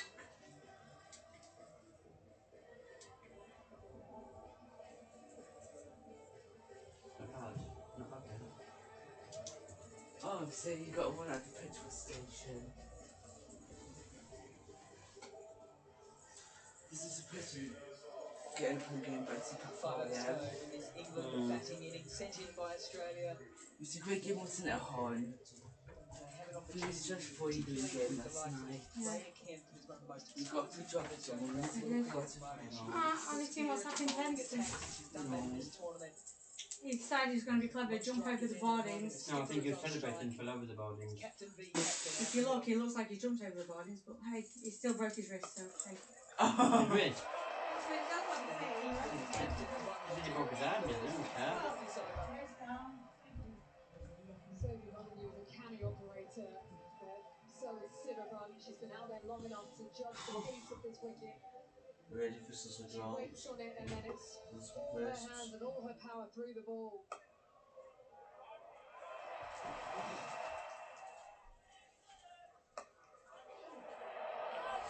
And she goes to a favoured onside. So now over to Kemp. You know her well. She's got an ability to hit long balls, particularly through mid-wicket. You know, she's one of the most powerful players that we have in our country. And actually, you can see there the two straights, mid-off and mid-on. They are Back to very square straight one. legs because she loves hitting it So we straight found out over who the goes in bowler's Perth head. Farm. It's good tactical awareness from the opposite. We could have won, man. We're going to know why you were gone. Come on, Tuesday, Key. Doesn't You sweep didn't the warn ball me that too we were going much. to go in Perth Farm. Through it nice and straight and look to target the V. Just to try and bowl away from that arc. Why didn't you tell me on the phone I told you to go in Perth Farm? No one told me that. He has to be runs here. Big signal from Kemp, but she'll take them. That's lovely from Molyneux. A little bit of drift on offer. Goes up the hill as well. Because no one told me I wanted to go on and now I can't Bowlers go look to bowl away from that scoring arc. Bit too short. She gets away with it. You know I go on Monday's cake. Yeah, but if I had warning, I would have gone on it while you were gone. If I had warning, you didn't tell me. You didn't tell me. You was But you asleep. left. Felt that she was getting a little bit too I far got away no from the warning, ball. She was but you sitting were going to very go on late it. side, If so I the had ball just warning, I kept would have gone on it going while away you were from gone, her. but no one She told me, knows that did ya? bowlers are going to push it across her. Can she get in their channel so she can still belt it straight?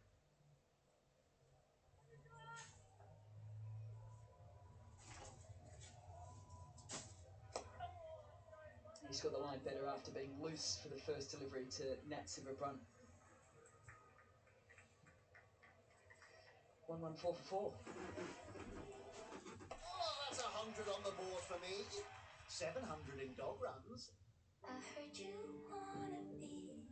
Out there is just another day, but in here, it's my space. Space that makes the everyday feel extraordinary. The award-winning Lexus LBX self-charging hybrid. And the innocent dachshund walks free. Court case pending. It's a fresh pitch, but it's a dry pitch. And we've seen it already. The cutters have really worked on this surface. The slower bowlers have really What come do you want into me it. to Hasn't build been that anyway? easy. Not forced since I got no warning. So I think they will be targeting that 150. Fine, you just go on it. It just No, means I but- can't go on anything. No, but if I had warning, I would have. They've got the backing to do so. I would have. Oh, you know I'm going on Mondays. I would have gone on it in the morning while you were gone. I just said I didn't know. He didn't say anything. Well, I went and rang you up. Kim Garth has been good bowling. I rang you up to make sure you were all right. Good. Well, I had to check. Anyway, he didn't say. We got into Scunthorpe. He says, "Oh, Fine, I just had to go on my hook on my phone He didn't say anything then. in Sheffield. Tell him. He didn't say anything in Sheffield. It didn't, but you normally did on the No, I know, but if I had, I would have gone on it while you were having your appointment. Fine, I just hook on my phone then. It just means Dan will have to wait ages for it to get charged. And I can't go on Tuesday. Making sure she comes out of the crease to meet the ball. Australia know that, so they've got the keeper up, Beth Mooney up. Well, how are we going to tell me we need I to don't get know. a Why did you do it while training? we're gone? Because I didn't know when to go on it, that's why no one told me. I didn't know until we started driving to Scunthorpe. Fine, you just go on it. It just means I I can't do anything. I'm just going to have to sit and evolve.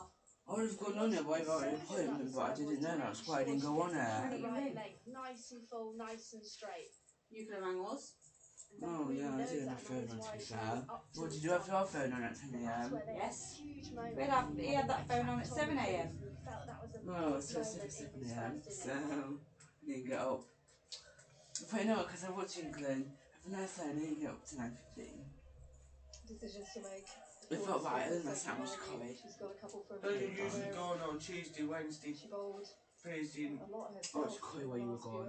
all the time. Just 2 days, not last week's. Just for the confusion. I know, you still got a whole week's work. Dear God. Square leg standing next to the umpire. I heard you watched him last night, so. I heard you watched him last night. No.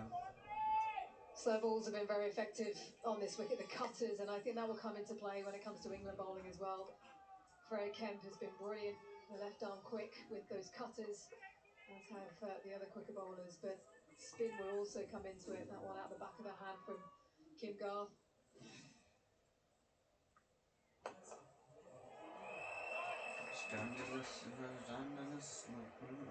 I think Sophie Molyneux has been brilliant captaincy right throughout this tournament. One of the reasons why Australia made it through to the final, been undefeated like England. I was interested though that Georgia Wareham hasn't been back. The highest stop ball percentage in the competition. Gardner had gone for 16 in her first. Do you mean what am I Brings her having? back on. Mini feathers are ready for We've spoken about it. It's moments in the game, little decisions. It could be You know what mine a would be. matchup. Ready sorted. We've already got it red and salt. Just going to fly away. Not exactly where she was hoping, but she'll take it. 50 partnership for these two is one much needed for England. Captain still there. And that is Ready sorted, the most please. important thing for this England How you side. drink the other one? Someone to come With with that it. desperate, you Not drink. intended at all. She was looking to go up and over fine. It hit the edge of the bat. Yeah, because I never thought about it. We And, rushed out. sometimes you need a bit of luck and fortune in this game. She's also got the high score by an Englishwoman in the T20 World Cup final too, passing Danny White-Hodge, 2018.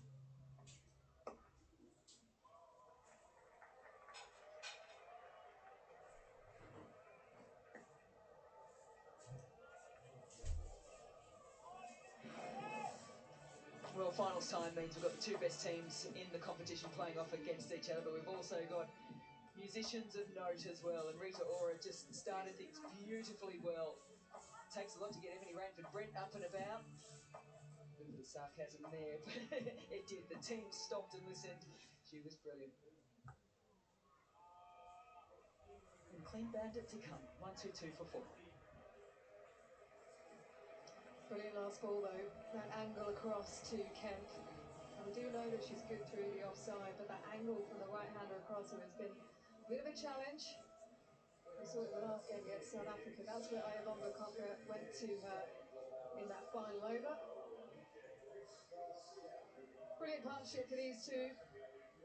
Hard hitting Danny Gibson to come, then you're into Charlie Dean.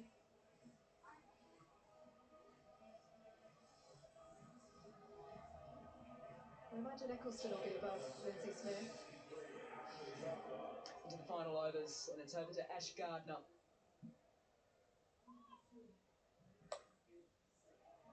And it's another 50 for the England captain. She goes one clear in terms of T20 World Cups for Mooney and Bates. She's got 9 to her name. She's doubled it up again from the semi-final. And yet again, she is leading the way. And a huge appreciation for the England skipper. How good has she been? She's really struggled with injuries in this tournament. So little cricket for the skipper leading into these two huge games. Backs up an unbelievable innings in the semi with another 50 here. Gonna have to go big at the end. Generally a very good reader of the game. Matt Silverbrunt understands the pace of this wicket. You don't often see her on 45 deliveries and with just 50 runs on the board. But it's a final, it's runs on the board. As the captain, she knows they just need to get to that 150. And that's why, because it's just holding in the wicket. Oh, close. They have missed the stumps on 3 occasions here today, Australia. So good in the field, usually.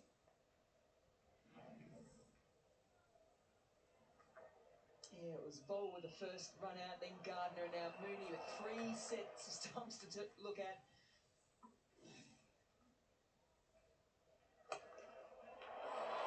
And there's found space. Perry not quick enough. It's a bit of a gamble going to Ash Gardner. I think she's gone to her because of the left-hander, but that was just too short. You ask the question, Georgia Wareham, she's so good against left-handers, and when batters are set to go at the end of an innings, you're thinking, maybe the leg spinner. Big over for England to try and target here. 16 off her first, 8 off her second over Gardner. She's already 7 now. And she gives herself some space, and Sutherland protects that boundary straight. What I'm liking about Freya Kemp here is how still she is. I just felt she was moving a little too much in that last game. Didn't get much of a go. And I know that didn't go for 4, but she's just really clear on her plans. Australia brought cover up, so she looked to go over the offside. And a big partnership here, England.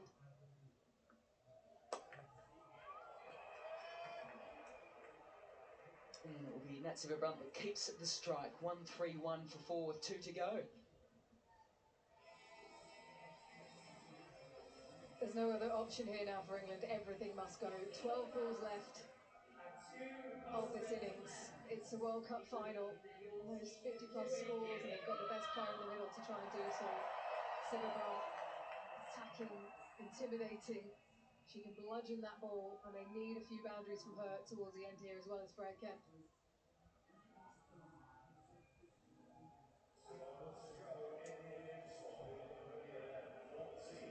A couple of things to worry about for Sophie Molyneux too. Cut-off is 4 minutes away with these 2 overs to go.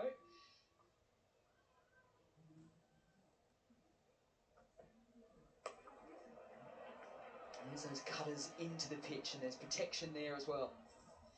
England have been good in this phase, scoring over 14 runs per over in these finishing phases. Somewhere actually that they needed to get better at leading into this tournament. It is going to be slightly trickier against a very good bowling attack of Australia and a very good death over bowler in Annabelle Sutherland. I don't think she's going to give much pace at all here. Slower balls with the field all in front of Freya Kemp. Fine up inside the ring.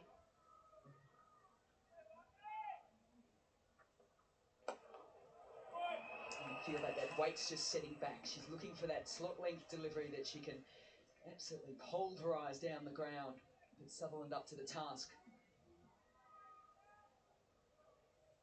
It looks like a pitch that looks hard to sort of bludgeon the ball and also time it. And you can see with Nat Silverbrunt, the more that she's been in, the more she's got to read off this pitch. I definitely don't think it's an easy wicket to start on. Low full toss, and it brings Carey into play. She's cleaner this time. It's too much work to be able to cut off the second. Yeah, good cover for England, but Nat Silverbrunt will feel like she missed out there. You have to find a boundary. Last 3 balls here. A couple even better. Yeah, on a wicket in which She made a good point about you can't bludgeon it, it's got to be timing. Relaxed in the hands. And she's picked out the field yet again. It's one of the anomalies in the game, a strike rate of 107 against Australia over a career. But we know that when she walks out to the middle, regardless of the situation, the opposition, the conditions, this player on your screen, the England captain, more times than not, she finds a way. She would have assessed things at the moment. And she'll know what she feels is a defendable total.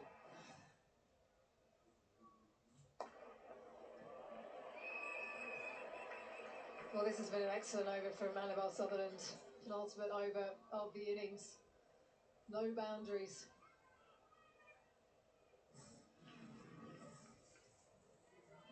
Danny White-Hodge, first player to pass 300 runs in an ICC Women's T20 World Cup. Top of the table, Nat Sciver-Brunt is slowly moving up the list as well. Wonderful to see Darcy Carter on the list from Scotland.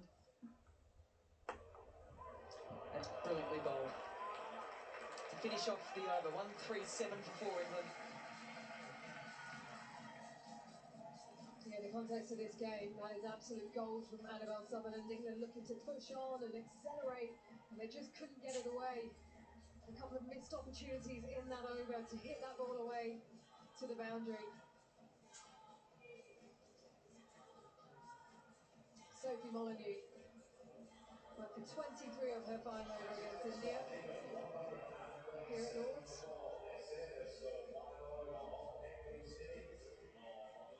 Wickets in the power play were on the 10th and 11th, and since then it has been Sciver-Brunt and Kemp, a partnership of 67 from 51. And Sophie Molyneux went for 23 against India 5 days ago in the last.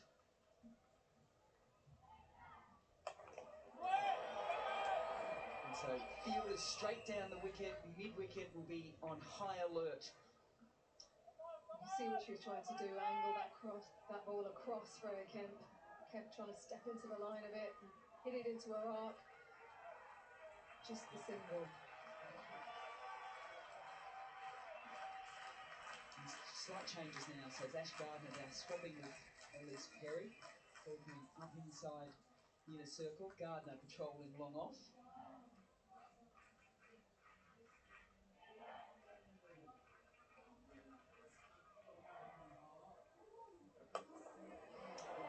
In out to bring Gardner into play. Little moments, isn't it? Perry has struggled with a quad, so removing any kinds of opportunity of damaging that as she now needs to come out and bat for Australia later on. Even that last ball, you could hear it came off the toe of the bat. It's just not coming on here at Lord's. They'd want 150.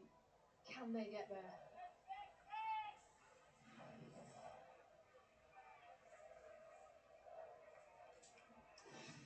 Closing fractionally the face of the bat as well, trying to go in and out and opening up that offside. 3 runs off the first 2 deliveries. 150 in their sights here, England. And they'll push. No, they won't. They'll just jog through for the single. It's a big ball. Sophie Molyneux has been so good to Freya Kemp so far today.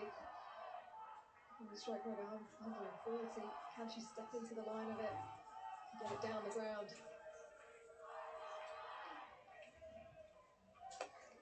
Pushes across, she goes straight, and the Australians just jump right in behind. That's what she was looking for, Freya Kemp. That's why she's in the side. And all of a sudden, that 150 looks even closer.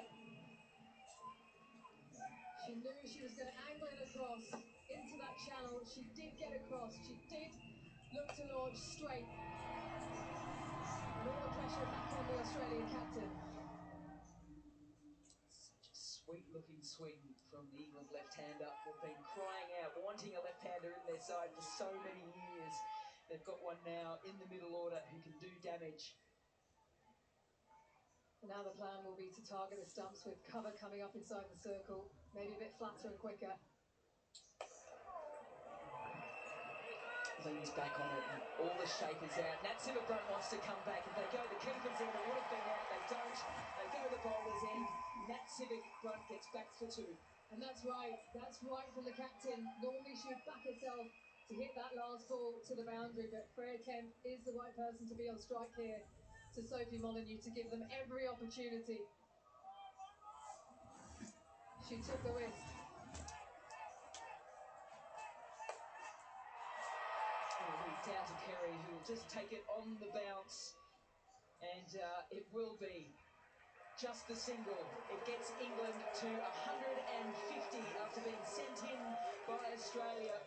They were conservative to start with. It's been this partnership of 80 from 57 between Nat Sciver-Brunt and Kemp to get them up to this total. It's runs on the board in a World Cup final. That is the important part for England. They will believe still, England. It's not where they wanted to be. And Australia will back themselves to try and chase this down in a final. They've been chasing so well this tournament. But England have got some brilliant spinners who will look to exploit this pitch. And with the crowd behind them, they'll believe. 6 occasions throughout this T20 World Cup, teams have chased down 150. One of them being Australia here against India 5 days ago, and that record run chase as well. So they will certainly believe that this is a doable target for them. On the flip side, England's bowling unit have been brilliant right throughout. This should go right down to the wire. They're the two best teams in the competition. They are both undefeated. They finished top of their pool. They know each other so very well. And it's a packed house here at Lord's, waiting to see what unfolds.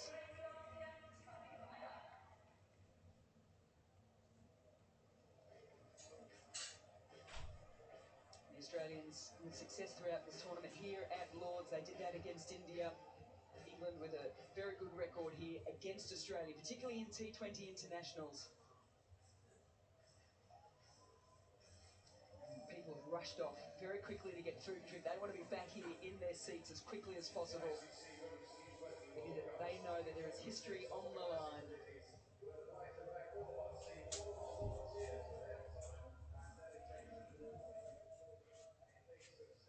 Captain, top scorer, 58 from 53. Not often you see her with a strike rate like that, but difficult pitch to bat on. They needed those runs from Kemp at the end. 44 from 28 to help them up to 150. Look on the board. 80 of 57. Just gave them a little bit of momentum towards the back end. As the volunteers take the ground to get much needed applause for all their work that they've done during the tournament, it will be a record run chase in a final. Brilliant ground, brilliant crowd. Let's go down to Cass Naidu with Dallas Capsey. Dallas Capsey alongside me, 23 from 20 deliveries, 2 balls and 1 six. Talk to me about that short knock, but also just the effort from your girls with the bat. Yeah, I think to get up to 150 is brilliant. The way Nat and Kempy went about their business there at the end was outstanding, and I think it showed how to play on that pitch. And yeah, to do that in the high pressure of the final was great. What did you make of the conditions out there? Yeah, look, I think when you bowl good lines and lengths, it was pretty tricky. So yeah, the bowlers all had their plans and already had their plans to their batters. So yeah, looking forward to watching our bowlers go out there and do their thing today. Playing in a World Cup final at Lord's is what dreams are made of. In fact, of a packed house like this, what is that occasion like for you? Yeah, definitely, it's amazing. Just trying to take it all in, I guess. And yeah, I think half the job done now, and we're just looking forward to getting out there as a group and putting on hopefully a show for that second half. And yeah, then we can really enjoy this Lord's crowd hopefully at the end. Enjoy the second half of the game, and well played with the bat today. Thank you. Cheers.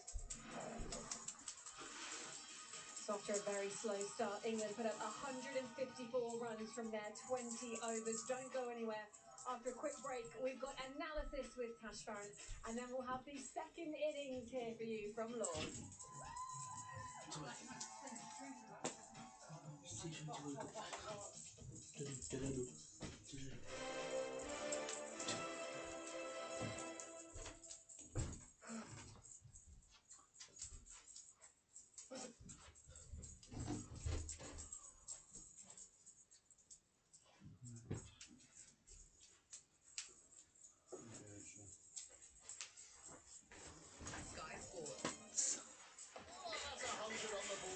good guy. Thanks for talking, lovely Sharon.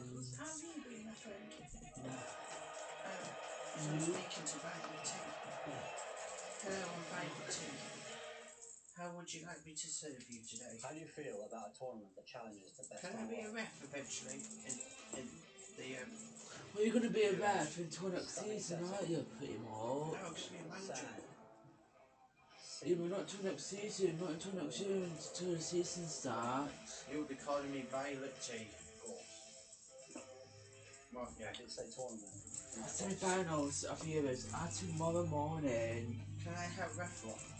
What about I want to have my first referee's experience. I'll say I don't know. Okay, I've applied Violet T to be the ref. Of course you are. If you always do that, I'll think about it. Well, I've already accepted You it. always do that, but for asking me first. You're the best thing. I don't want to upset you. I just Well, want if you don't, you always listen because you do it without asking, and you're on Sky Sports Golf. And then the Women's Open The US from Open. the 30th of July. It's all live for you only on Sky Sports. Practicing. You know you got White Tea as well. That's going to be a manager as well. For a couple of days after this World Cup concludes, So we can't we've get got a the party. first ever women's test match to be held here at So has Lord's that failed? between England and India. It starts Friday at 10 a.m. on Sky Sports. Does that mean It's I a have to paint historic them? occasion. Do make sure you join us for day one on Friday. What about turquoise? And in terms of the England men's team, the third, fourth, and fifth T20 What about internationals against claret and India blue tea? continue this week. All of those live for you on Sky Sports Cricket. England 1-0 up in the five-match series after victory at Old Tea Trafford says we should yesterday. have a The claret first and blue match had to be abandoned due tea. to rain. Is that acceptable? Mama. Tash Farrant is alongside me. Tash, let's take a look then at the batting side after that first innings. Yeah, English drink Colombo. it was a slow start, wasn't it? Yeah, it was a slow start, and that huge wicket of Danny Wyatt-Hodge, I felt that was a big moment in that first innings. But Natsima Brunt, for me, she is so good under pressure because she knows exactly how to read conditions. I think that was a pretty tricky wicket, in particular to start on. But England, they won't be that happy with how they started. But actually, in the last 6 overs, they did score 57 runs. So that partnership between Freya Kem and Natsima Brunt was so needed. I still feel they're about 15 or 20 runs short on this wicket. But it's a final, runs on the board. You never know what can happen. Well, that's just it, isn't it? At one point, it was looking like 150 might be out of reach with that slow run rate. But Natsima Brunt, as she's done so many times this tournament, when she has been available for England, just racks up the runs almost without realising. Yeah, and I just said it there, but I think she's so good at So how many new people have we got now? Ready for the season? Pretty slow. There are Ready a for couple next that season? stayed quite low here at Lords. How many did it cost to Actually, get when new Natsima toys? Brunt is struggling to time the ball for 4 What, and so you 6, now got then Sonic? you definitely know Not that it's Sonic, not the easiest wicket.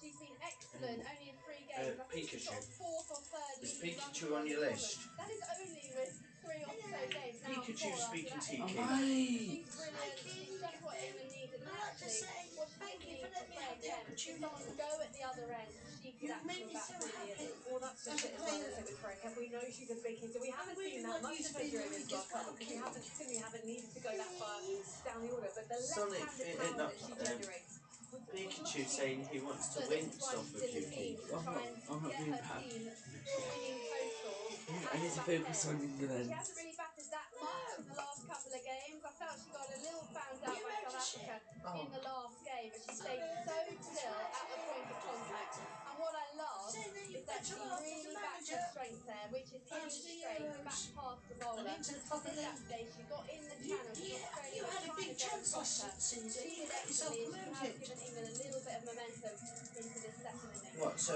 Violet Tea and White Tea will be all in where Rudolph is? In the semi-final And against South Africa Seagull this as week. well? You know, as the competition's Will be all leading at the run bottom scorer. of that league. Yeah, I actually thought they Try bowled and add really new well to club, Danny Wyatt-Hodge. add That was new an teams excellent into catch from each Beth division. Mooney, and it wasn't given out on field. So also good decision from the new Aussie skipper, Sophie Molyneux. You know, she'll be disappointed. Obviously, you want to score runs in a final, but she has been excellent for England, getting them to this point. And What time is Australia it, do dear? so well at bowling the ball back into her because that is her one weakness, and they exploited that today. In terms of Australia as well, into this second innings, 151 target for them. to win the World Cup.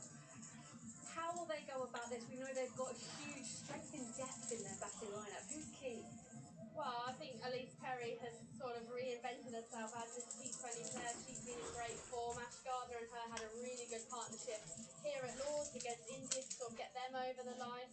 So it's quite hard to know who's key because a lot of them, Beth Mooney is very good in a run chase as well. So they've got batters all down the lineup. But what England need to do is make sure their spinners bowl really well on here because it is a little low and they can try and exploit the Aussies in that way. Who will be key for England? Because we have seen kind of spreading the wealth when it comes to wickets. There's not been one lead wicket taker. Who is going to be able to take the most advantage of these conditions? I think the slower bowlers looks more key on this. Lauren Bell with the new ball. She loves bowling here at Lords with that slow, trying to get that swing. But actually, it's England spinners here for me today who are going to try and win this game for England. Psychologically as well, from an English perspective, is 150 against this Australian side defendable? Look, it is defendable. I think it's under par. But if you bowl well and if you feel better than what Australia did, you're always in with a chance. You're always in with a chance with Nat Sciver-Brunt as your skipper. So if they bowl well, there is always a chance. And then try and get the crowd behind them, get a bit of momentum. Okay, then England defending